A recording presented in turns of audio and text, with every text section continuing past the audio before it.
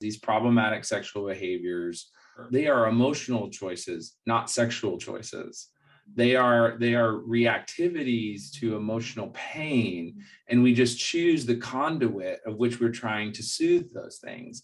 And that can be alcohol, that can be sex, that can also be work, TVs or screens, anything to kind of escape the pain I'm in rather than dealing with the pain I'm in, so that I can show up consistent. So much of creating safety in the relationship is learning to kind of use that awareness that we've adopted in that phase of honesty, becoming aware of what's going on with me so I can be authentic.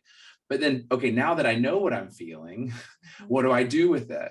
How do I keep from, as Paul says, doing the things I hate? How do I keep myself from stepping back into these patterns that have been so destructive my whole life? And so I have to learn how to deal with my emotions.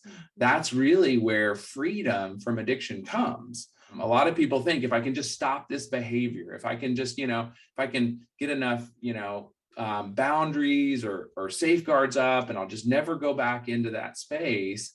But the truth is that I might not step into that destructive space specifically, but I'll probably just choose another destructive space. It's this kind of destructive relationship whack-a-mole, and so we see so many couples get stuck in this phase because there's been some significant behavioral change, but the pattern is still the same.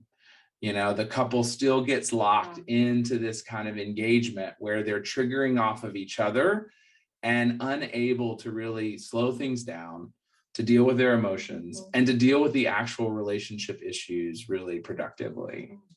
And then you can't have safety if you're not able to do all of that.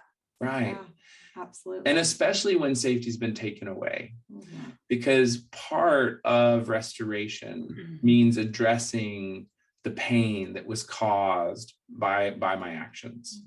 So part of being safe is that I take responsibility for the impact of my actions, which means the pain and the trauma that people have had to go through because of my choices.